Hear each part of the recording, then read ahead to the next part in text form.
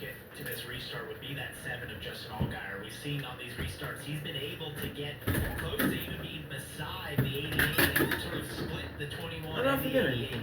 If he's able to get a good enough restart, stay close enough to Connor, has the room, he could try and make it 3 wide through the middle down into turn 1, which if you didn't see in a really tough position, flipping off my friend's outside into turn 1, so this is going to be interesting to watch. I think if he wants to be aggressive, he could have the opportunity. You also have to make sure you don't get out of line before you exit the restart zone. That's a penalty. And Sheldon Creed was penalized running up in the top couple of rows on a restart late last year. And the other thing I would point out, this is going to be the third restart she can be a today bitch where at Austin times, Hill is so on the front yeah. row with Connor Zilic. All right. Anyway, Xfinity Series of Portland. After I'm done with my rant, And how does he manage this restart? gonna be an 7-lap shootout for the win. Connor's led every lap. Austin Hill's on his outside. Here we go. Restart zone. We are there. We are back racing in Portland.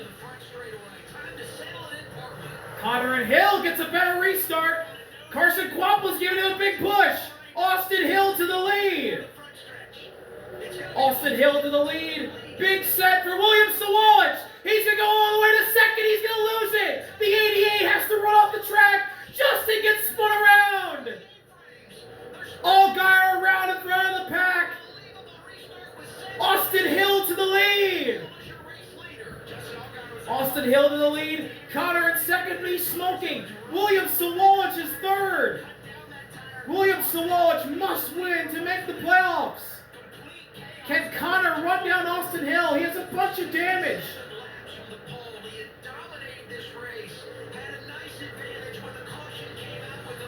The 88. Connor trying to get back up to Austin Hill as they go down the back straightaway. Still smoke pouring out of Connor's car.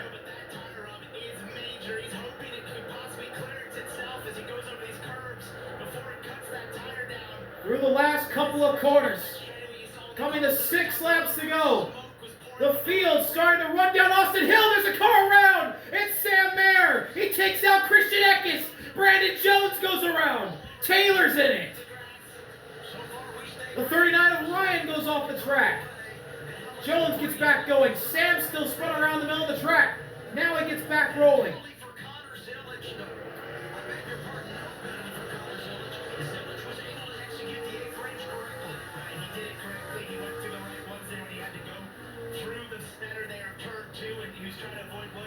On board the 88 of Connor, still trying to run down Austin Hill. He has right rear damage. The fuel tank is destroyed on that 88 car because of how William Sawalich crashed into him. Can Connor run down Austin Hill, or is Austin Hill poised to steal one here?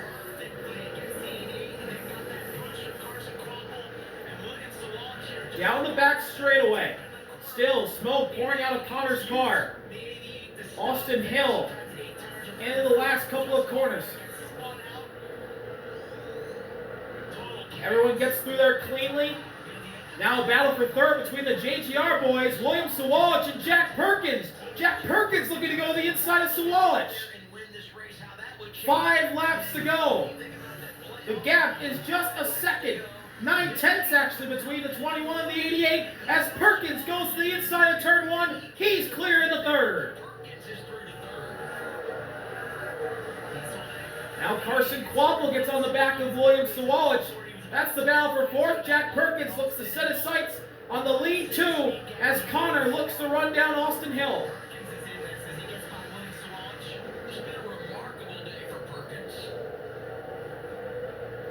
Connor looks like he's closing in on Austin Hill. Well, it looks like they're both pretty even now. The 88, the damage to that car is really hurting him.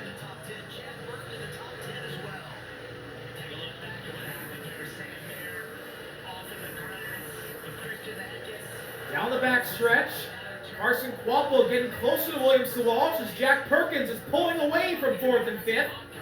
And the 8 of Sammy starting to close in. Jack Perkins runs a little wide, and he's going off. Jack Perkins is off. Jack Perkins is off, and he keeps it out of the tire barriers. but his good run is over as he oversteps in the last couple of corners and throws it away. Carson Kvapil looking at the inside of William Sawalich for third place as they go into turn one. Jack Perkins still has not refired.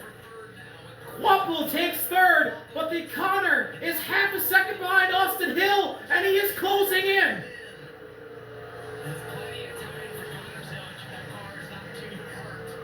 Zilich is closing. He is right up the hill. Sawalich and Kvapil still battling for third. Jack Perkins still has not gotten going. Connor sizing uphill. He is there. Jack Perkins still hasn't gotten going. Perkins is stuck. 4 to go. Still no caution just yet. We're coming up to where Jack Perkins is on the track. Connor nearly hits the wall going to the last couple of corners, and the caution is out. The caution is out. We're going to overtime.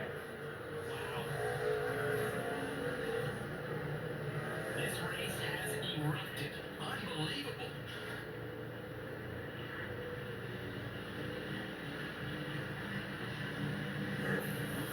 So here's what happened to Jack. Jack Perkins ran a little wide, ran into the grass, off the curb, and just runs off the final corner and keeps it out of the tire barriers, but unfortunately, he's stuck. And isn't able to get it refired. Will this restart worth another look? What a chaotic restart. Sawalich sends it up the inside, locks up the brakes as well as 88 of Connor. They hit each other, and then the one of Kvapil turns Justin around. And for the regular season championship, disaster for Justin Allgaier.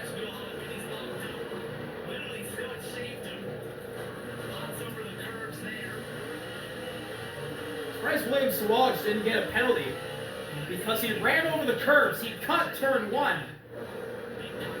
Surprised he didn't get a penalty for that. Yeah, Connor overshoots one. He has to go through the chicane. Gets back going. And he's in the second. And then Allgaier gets turned by Kvapil.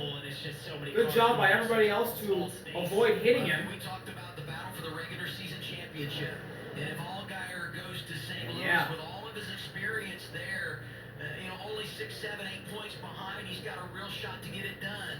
That spin changes everything. Now we're going to get another restart, and a whole lot can change before this race is over.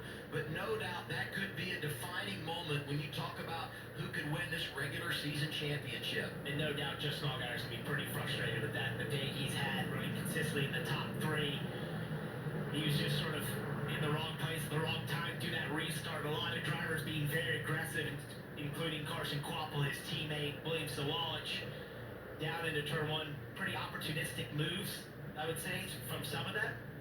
That really netted a big loss for the 7. And we said we could get another caution, and that would be big for Sheldon Creed. Here it is, 4th caution of the afternoon. First car 1 lap down, the 0-0. He's running 29th, but he gets the free pass back on the lead. So we're going to have overtime here at Portland. Sheldon's going to get back on the lead lap. He was a lap down, and he'll get the free pass. It'll really help him create some cushion going to next week. As it stands now, he's plus 65 over the cut line. And one of the things we see late in this race is it's so enticing to go deep into that turn 1 braking zone because you have so much opportunity to make up position. But you have to remember, you also are at the end of this race. The brakes on these race cars have been abused all day long. They've lost braking potential throughout this day. And so now you're asking the car to brake the latest you probably have all day. The track is dirtier on the inside, offline, like where William Sawalich went. And that's why we see so much contact. Drivers being overly aggressive, the cars not quite having the same potential they had earlier in the race, and you end up with the result that we saw in the turn 1.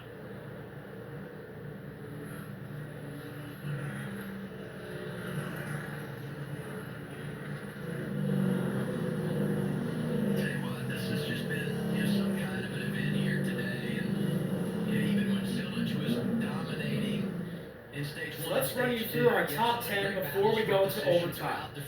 Austin Hill leads. Then it's Connor in second. Then it's Carson Kvapil in third. William Sawalich must win to make the playoffs. He's fourth.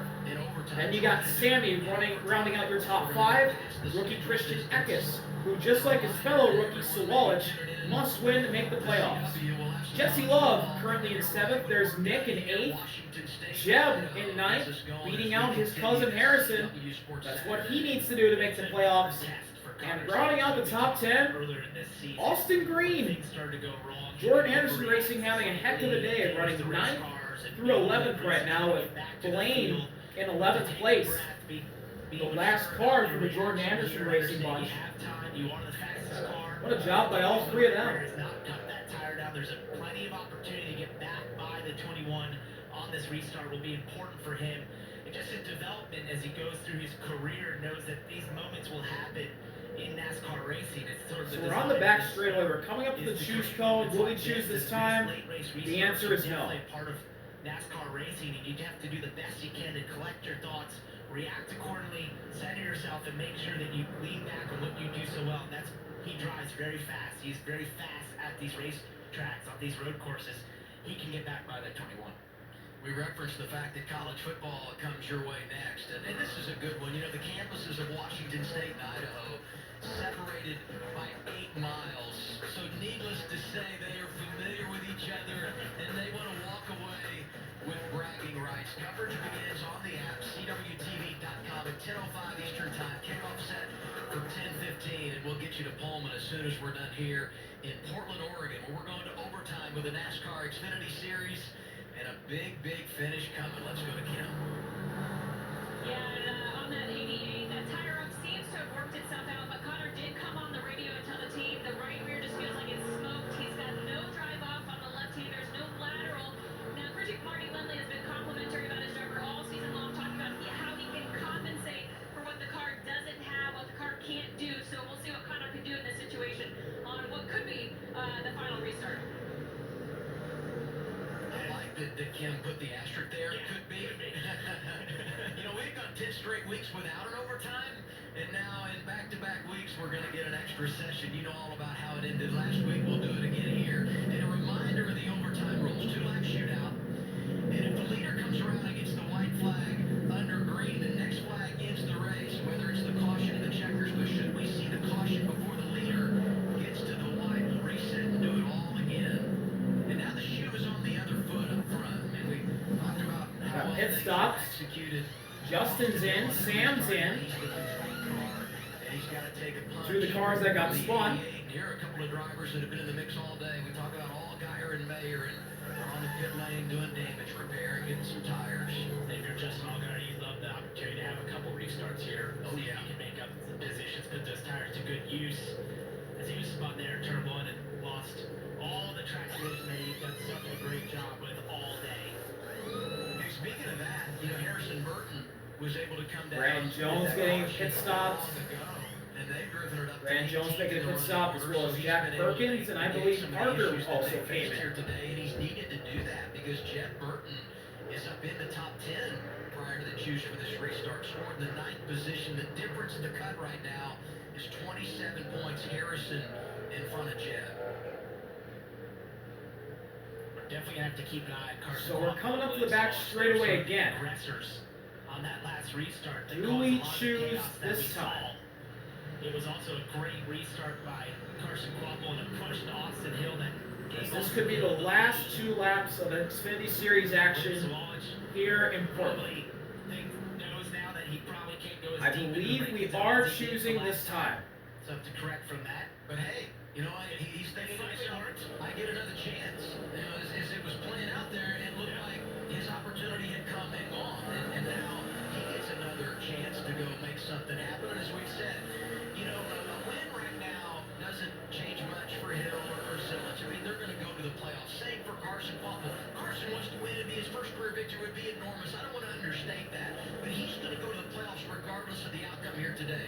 William Sawalich is not. His only path to the playoffs is to win, and probably win here, because I'm not saying he can't win next week at St. Louis, but a much tougher hill to climb when you consider the experience difference there. He's been so good on the road course horses, and you know he's got today circled as one of those places where he could go out and get it done. Let's get an update on the one of Quapple. Here's Dylan.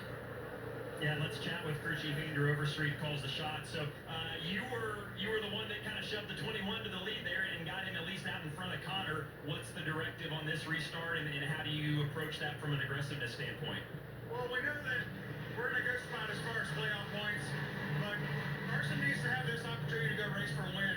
He's worked really hard all year, and we've had some bad luck, but he's put in a lot of work to get ready for this moment. He's been surprisingly good at all the road courses. So we've had a solid day in this Bass Pro Shops, Clarence Technology Chevrolet, and I told him just go up there and try to win this race. How aggressive is he willing to be? How aggressive is fair for him to be, do you think? Well, he knows that he's racing a teammate, and he's been raised not to go and just dump people, so he's going to try to race him clean and try to bring it home for a win. Good stuff, thank you. Andrew Overstreet calls the shots for the one. We'll see what his driver's got as he goes for his first win. Talking about JRM teammates, they were 1, 2, 3 last week at Daytona. They got 3 cars in the top 5 prior to the choose here. Let's go back to that last restart, revisit it one more time. Right, let's just take a look. You see all the cars fan out, and it's that shorter distance that William Sauvage took there, and now braked himself a little bit as he was trying to protect against the 41 of Sam Mayer. That caused a lot of the landing we saw down into turn 1. As you hear the wheels, the rear wheels locked. Yeah, the 18 locked up, and so did the 88. Sawalch hopped over the curb. Connor also locked the rears, as well as Sawalch. I think he just ran wide. I don't think he and Sawalch touched. Sawalch did bump into somebody. Maybe it was the 7 of Justin. But I do know the 7 and the 1 hit, and that spun Justin around. I'm not sure if Justin came down on Quapple and spun off of his nose himself, or if the 1 had nowhere to go and he knocked into the 7. So here we go, we're going to choose this time. Hill to the inside, Connor to the outside, then Quapple and Sawalch, then Sammy and Eckes, Love and Nick, then Jeb and Austin Green. I think the inside is a bit of an advantage for sure. You know, just the distance there and that where the restart is in that final corner, and it's easier to get a better shot from there. But as far as the choose, yeah, no drama that. But as we've seen, you know, if that Here we go in overtime. Austin Hill and Connor, the best 2 cars all day. It really comes down to who's going to push you as you get on that. What will happen here on these final 2 laps? Can Connor dominate, take the lead back and win it, or is Austin Hill poised to steal another one here? At Portland, pace car pulls off, coming to the final corner. The restart zone awaits. We're there, it's overtime in Portland. We're green, there's contact between the 21 and the 88. Connor has a good start. They're 3 and 4 wide. Here comes the 8 of Sammy Smith. Sammy Smith with a big run, as well as the 48 of Nick. The Nick's gonna make it 4 wide for second in the 1. Connor locks up. Connor overruns the corner. Contact. Smith goes around. Sawalch goes into second. The 88 of Connor stays ahead. Connor's ahead of everyone, even though he ran off the track. Wow. Connor is gone. Then it's Sawalch in the second. Then it's Nick. Austin Hill fell all the way back to 5th on the restart. He had absolutely no help, and the 88 got pushed down in front by the 18. Connor is ahead. Sawalch then second. Austin Hill dives up the inside of Carson Quapple for 4th. And they're going to make contact up the corner. Down the backstretch they go. Side by side for 4th. Jeb looking to make it 3 wide. This is a huge run for Jeb. If he can get a top 5 and try and close down on his cousin Harrison for a playoff spot. But the 18 of Sawalch wants the win. He only has to win to make the playoffs, as well as Christian Eckes in 4th. Connor Zillage off the final corner. 1 more lap around Portland. Heading to turn 1. Connor gets on the brakes good. He's through turn 1. He's through the toughest corner, arguably on the track. A second ahead of William Sawalch. Now the long right-hander. Zillage is through. Through these snaking left and right. Zillage is almost home free. This big right-hander. Now the back straightaway for Conor.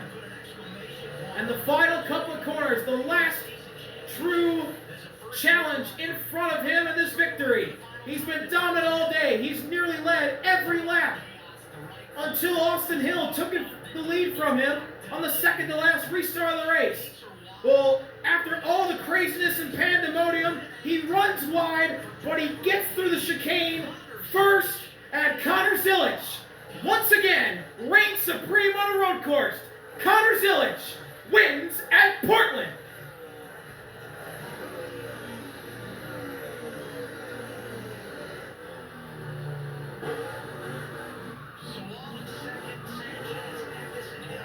Sawalek second, Nick gets third, Eckes fourth. Heartbreak for Austin Hill. He comes home fifth, but he very well could have won the thing.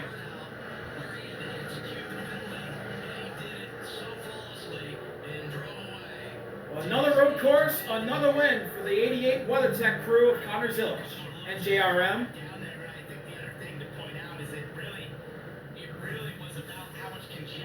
Let's take a look at that final restart again. Hill and Zilic hit each other. Sammy makes it 3 wide around Quapple. The 48 of Nick comes up. Sawalek pushing Conor. Then the big braking zone, turn 1. Nick makes it 4 wide in the second. Conor runs too far, and then Nick takes out the 8 of Sammy. And then with all the craziness, Conor is able to get through the chicane first. And there was no stopping them after that.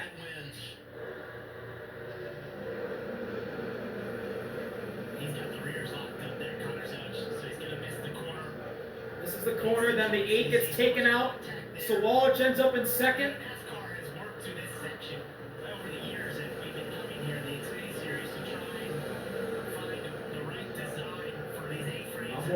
William Sawalek, he comes out second. And yeah, he couldn't get around Conor. I think there's going to be a lot of penalties here because people overran the chicane again. This year, Conor Zilic has won 3 races in a row. 6 the last 7. And that's 3 in a row for Conor Zilic. The second time he's done a three-peat this year. 6 races out of the last 7. The 88 has won. This year on the road, they've won 8 in a row dating to last year. It's a good day for Conor Zilic, and it's a good day for Carson Quapple 6th, Jeb 7th, Austin Green 8th, Lane gets 9th, and Jesse Love 10th. All 3 Jordan Anderson racing cars in the top 10. How about that? More burnouts, this time on the front stretch for Conor. After he did some in turn 1, here he is on the front stretch.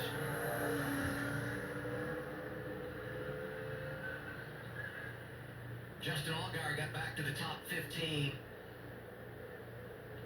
Unofficially, he sits 20 points behind Zilic in the regular season standings. He did it there. He was in maybe more than a full race behind Conor Zilic going into the final race of the regular season. That's a major comeback by the 70s.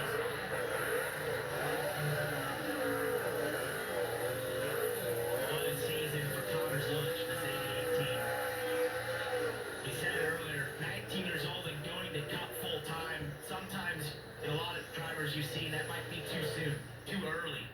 They're not ready for it.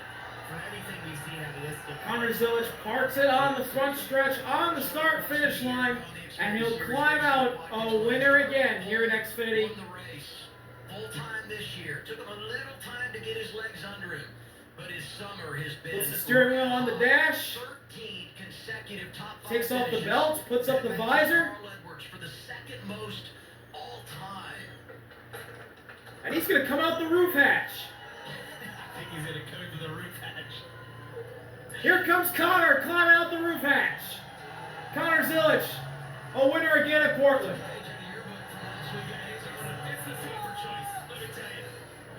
I think he was the one at Victory Lane at Daytona that yelled to me to do that. So it's definitely his style celebration.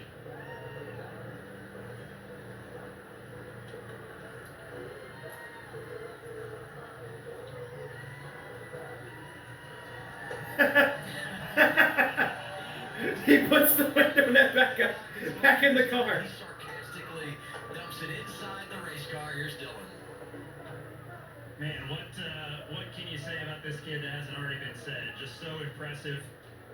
In the face of adversity, again, somehow avoids all of the calamity and gets it done. With everything that went wrong on those closing laps, what was the most important thing for you to do right to end up here? I guess cut the track. I don't know. So proud of this WeatherTech Chevrolet team. I think this is our 4th win with WeatherTech on the car, and it's got a W on the hood, so no better thing to do than win with it. So yeah, it was really cool. Our car was as fast as Xfinity Mobile all day, and yeah, to come back 2 weeks after collarbone surgery, it hurt, but it hurt so good. So yeah, it's here we go. Yeah, Right on cue. Ha! worked so good. So yeah, it's awesome, man. So proud of this 88 team. It's been such a fun year, and yeah, let's go get ourselves a championship. You got through the barrier matrix so quickly there on that final restart. Was that something that you had thought about, and if you had to get through there, how you were going to get through there most efficiently? Yeah, it's kind of funny. I ran it in practice, and I was like, man, it's not really that slow. So yeah, I as soon as I hit the brakes, I don't know how I wheel hopped it. Yeah, I kind of just committed to it as soon as I know I wasn't going to make the corner, and yeah, it worked out. So yeah, I wasn't really planning on it, but yeah, last resort, you got to do what you got to do. Congratulations. Thanks, Dylan. Appreciate it. Thank you, guys. Connor Zilic. Connor Zilic, once again, a winner in the Xfinity Series. He gets it done at Portland. His 8th win of the season, most ever by a rookie in the Xfinity Series. What a job he has done. There's a reason why he's going to the Cup at not even 20 years old. See y'all later. RV out. Peace.